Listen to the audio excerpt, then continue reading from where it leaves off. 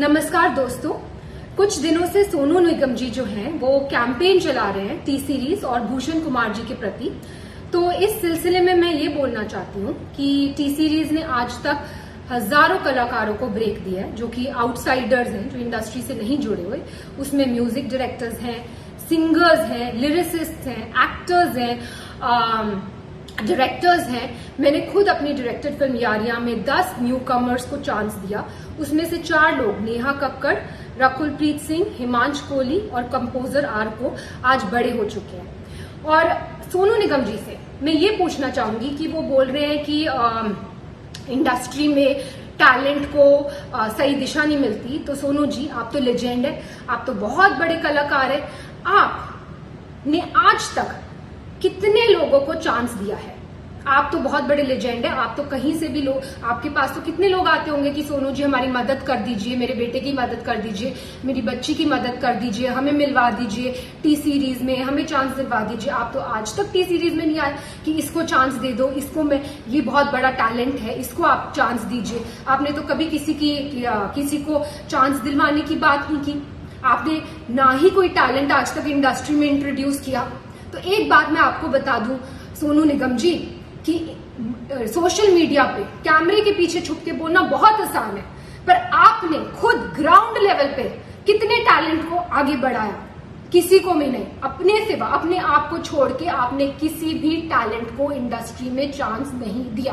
और आज आप हम पर ब्लेम कर रहे हैं कि हम लोगों को चांस नहीं देते, जबकि 97% लोग जो कि टी सीरीज में काम कर रहे हैं आज की डेट में, आप देख लीजिए, वो आउटसाइडर्स है, वो इंडस्ट्री किड्स नहीं है, उनका इंडस्ट्री से कोई भी लेना देना नहीं है।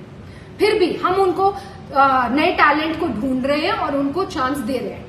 दूसरी बात जो आपने बोली अपने वीडियो में, वो आपने ये बोली कि भूषण जी आपके पास आए और उन्होंने आपसे कहा कि भाई प्लीज मुझे बाला साहब ठाकरे से मिलवा दीजिए, प्लीज मुझे स्मिता ठाकरे से मिलवा दीजिए, प्लीज मुझे सहारा श्री से मिलवा दीजिए। मैं आप सबको ये बताना चाहती हूँ कि सोनू निगम जी खुद 5 रुपए में दिल्ली की रामलीला में गाना गाते थे। वहां से इनको स्पॉट किया गुलशन कुमार जी ने। उन्होंने इनका टैलेंट पहचाना, इनको टिकट्स दी फ्लाइट की, इनको बॉम्बे बुलाया और इनसे कहा गया कि बेटा मैं तुझे बहुत बड़ा कलाकार बनाऊंगा।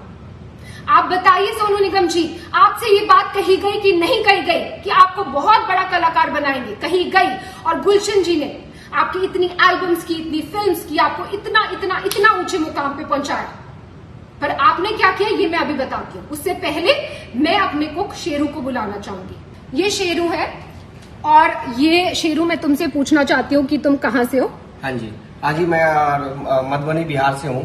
और तुम कितने साल से टी सीरीज में हो? मैं 1988 से मैं टी सीरीज में हूँ जी। तो तुम मुझे क्या बता रहे थे सोनू निगम जी? तो सोनू निगम जी के बारे में मुझे मालूम है बेटा। मैं जब आप लोग नहीं थे तभी गुलशन जी ने इनको दिल्ली से बम्बई लाए थे। मैं गुलशन जी के साथ ही उस टाइम में था, भूषण जी भी नहीं थे उस टाइम में। मैं गुलशन जी के साथ, मैं और वो लोग बम्बई में रहते थे। सोनू निगम जी आए थे, उनके पास वो ऐसे छोटी स्कूटी होती है ना, उस भी आते थे। हमने हमारे ऑफिस में वो रिसेप्शन बैठे रहते, कितना भी साहब आते थे तो उनसे मतलब मुलाकात करने, कभी कोहली जी से, कभी मुकेश वगैरह, उनसे बातें करते रहते थे। घंटों घंटों लाइन में बैठे, मतलब वो उनसे बातें करना। फिर धीरे धीरे साहब आते, फिर साहब ने उनको बोला था कि मैं मतलब काम कराना है उनके साथ, काम कुछ बहुत दिन के बाद साहब ने, फिर 2-4 महीने के बाद साहब ने उसको भी आगे काम दिया। बहुत सारे एल्बम बनाए, बहुत फिर फिल्मों में चांस दिया, बेवफा सनम वगैरह बहुत हिट हुए उस टाइम में। तो उनका बहुत बड़ा नाम बन गया। बहुत बड़ा नाम हो गया। मतलब जब से मतलब ये जो भी है आज, ये जो भी है सब गुलशन जी की वजह से ही है मेरे हिसाब में। Thank you Sonu ji. आप जानते होंगे ये हमारे घर के कुक है और 88 से ये हमारे घर में। एनीवेज, अब मैं ये बताना चाहती हूँ कि 1998 में जब टी सीरीज की फैमिली के साथ ये हादसा हुआ था और गुलशन कुमार जी को खत्म कर दिया गया था, तब सोनू निगम जी ने क्या किया? तो सोनू निगम ने सोचा कि अब तो टी सीरीज का क्या होगा, टी सीरीज का तो कोई करता धरता है नहीं। ननू यानी कि भूषण कुमार, जो कि गुलशन कुमार जी के बेटे हैं, वो तो सिर्फ 18 साल के हैं, उनको तो कुछ आता धोता है नहीं। वो तो खुद ही मेरे पास आके हेल्प कर रहे हैं, मांग रहे हैं कि भाई मुझे इससे मिलवा दो, मुझे इससे मिलवा दो। वो तो किसी को इंडस्ट्री में जानते नहीं है। तो ये कंपनी तो खत्म होने वाली है। तो भाई मैं पहले अपने आप को सेफ गार्ड कर लूं। तो इन्होंने जाकर एक दूसरी म्यूजिक कंपनी के साथ, इनकी मतलब कोई भी वो नहीं थी, कोई भी इनको थैंकफुलनेस नहीं थी कि टी सीरीज ने मुझे इतना आगे बढ़ाया। आज टी सीरीज फैमिली में इतनी बड़ी प्रॉब्लम आई है तो मैं इनके साथ खड़ा रहूं, मैं भूषण की हेल्प करूं और उसको मिलवाऊं लोगों से। रादर ये तो खुद दूसरी कंपनी के साथ जाकर इन्होंने एल्बम कर ली और भूषण इनके पास आकर मदद मांग रहे कि भाई मुझे ये कर दे वो कर दे, और इस मदद का एहसान ये आज जता रहे हैं, वीडियो बनाकर जता रहे कि तूने मुझसे ये मदद मांगी। एनीवेज, तो भूषण जी ने इनसे मदद मांगी कि भाई प्लीज मेरे लिए दीवाना एल्बम कर दो, क्योंकि ये तो भाई पूरी तरह से एहसान फरामोश होकर दूसरी कंपनी में चले गए थे। और इन्होंने जब अब इन्होंने एटीट्यूड दिखाया कि वो मेरे सामने आए, मुझसे मदद मांगे, और मदद इन्होंने करी भी और उसका भी एहसान जता रहे, इन्होंने दीवाना एल्बम करी। ठीक है, फिर उसके बाद इन्होंने जो वीडियो में दूसरी बात कही वो ये कही है कि भूषण जी ने इनसे मदद मांगी कि भाई मुझे अब्बू सलीम से बचा ले। अब मैं आपसे ये पूछना चाहती हूँ सोनू निगम जी कि अब्बू सलीम से बचाने के लिए भूषण जी आपके पास क्यों आए? प्लीज इस बात पे तहकीकात की जाए। क्या सोनू जी के रिश्ते थे अब्बू सलीम से? डेफिनेटली थे, तभी तो वो उनके पास मदद मांगने आए, और इन्होंने खुद अपने वीडियो में बोला है कि वो उनके पास मदद मांगने आए। नेक्स्ट चीज जो मैं ये बोलना चाहती हूं कि सोनू जी ने बोला है कि भूषण जी पे एक लड़की ने आरोप लगाया मीटू का, और उसके बाद वो आरोप वापस ले लिया गया और भूषण जी ने माफिया की चाल चली, पर मीडिया को सब पता है, मतलब भूषण जी मीटू रेपिस्ट है, लेकिन ये बात माफिया ने दबा ली। अब मैं आपको ये बताना चाहती हूँ सोनू जी कि मीटू एक बहुत ही अच्छी मूवमेंट थी जो स्टार्ट की गई इसलिए ताकि सोसाइटी में जो ऐसे लोग हैं, जो बुरे लोग हैं, उनका सफाया हो सके। पर इस मूवमेंट का बहुत सारे ऐसे लोगों ने फायदा उठाया, पैसे ऐंठने के लिए, ब्लैकमेल करने के लिए, किसी को किसी से वेंजेंस है तो किसी लड़की के कंधे पे बंदूक रख के चलाने के लिए, और ऐसे ही हमें बहुत सारी ब्लैकमेलिंग कॉल्स आई मीटू के टाइम पर। उस टाइम पर हमने सिर्फ पुलिस की सपोर्ट ली, पुलिस की हेल्प ली, और पुलिस ने तहकीकात की और पुलिस ने ये क्लियर कर दिया कि ये तो सीधा सीधा ब्लैकमेलिंग का केस है। और पुलिस ने हमने पूछा कि क्या आपको कुछ करना है, कुछ मानहानि का दावा करना है या कुछ करना है। हमने डिसाइड किया कि नहीं, हम मीडिया तक में भी ये बात आउट नहीं करेंगे कि क्या हुआ है हमारे साथ। क्यों? क्योंकि हम खुद किसी लड़की को डाउन क्यों करें, हम किसी लड़की को क्यों उसको इस तरह भरे बाजार में उसकी इज्जत उतारें। लेकिन उसका ऐसे बहुत सारे केसेस आए हमारे पास, और उसका फायदा आप जैसे लोग उठाते हैं। और कई लड़कियों ने एडमिट भी किया कि कई लोगों ने जो सच्चे दुश्मन है इंडस्ट्री में, उन्होंने वो पीछे थे इस मिली भगत के, लेकिन देखिए आप आज भी इसका फायदा उठा रहे। मैं पूछना चाहती हूँ सोनू निगम जी, क्या है मीटू मूवमेंट? मैं लगा दूं आप पे मीटू, तो मैं लगा दूं आप पे मीटू, बोल दूं आप मीटू रेपिस्ट है, हो जाएंगे आप मीटू रेपिस्ट। तो प्लीज सोच समझ के वीडियो बनाया कीजिए, क्योंकि आपने धमकाया है वीडियो में कि आप उस लड़की का वीडियो आउट कर देंगे। बेशक कीजिए, पर नेक्स्ट टाइम कोई भी वीडियो आउट करना हो, याद रखिए प्रूफ के साथ कीजिए। बिना प्रूफ के मीटू मूवमेंट का कोई मतलब ही नहीं है।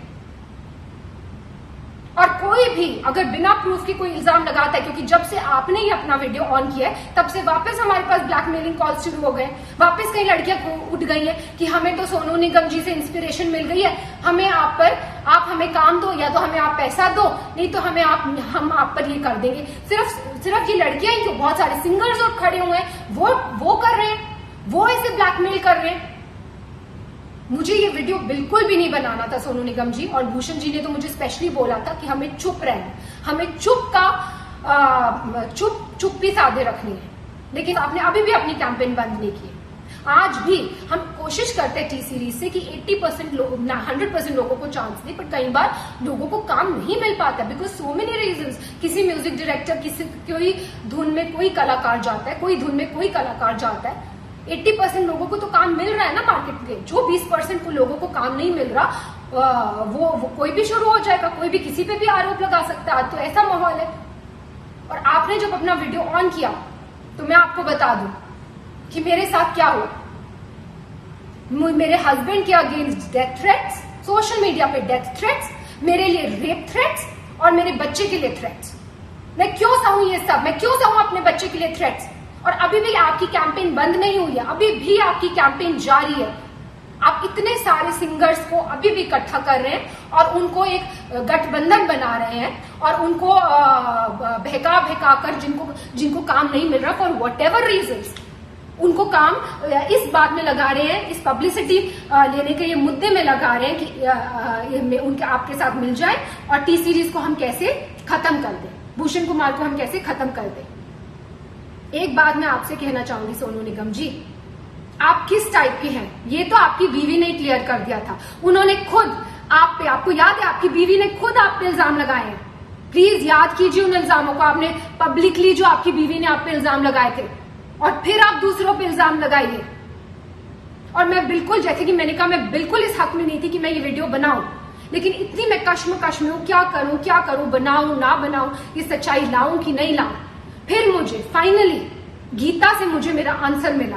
गीता में जब अर्जुन भगवान कृष्ण से पूछते हैं कि मुझे ये युद्ध नहीं लड़ना है, ये युद्ध लड़के किसका फायदा होगा, तो भगवान कृष्ण अर्जुन को समझाते हैं कि एक योद्धा के लिए धर्म से बढ़कर युद्ध लड़ने के अलावा और कोई बड़ी चीज नहीं है।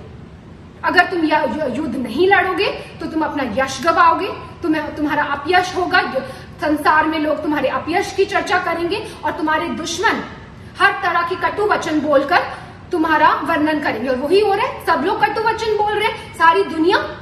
जैसे कि मैंने बोला, मुझे रेप थ्रेट्स आ रहे हैं। तो मैं ये कहना चाहूंगी कि जितने भी आप सिंगर्स को, म्यूजिक डायरेक्टर्स को, जिनके पास आज कोई काम नहीं है, उनको आप भड़का रहे हैं, उनको भड़काना बंद कीजिए, क्योंकि अदरवाइज रणभूमि ओपन है। किसी को भी पब्लिसिटी के लिए इस रणभूमि में आना है, युद्ध ऑन है।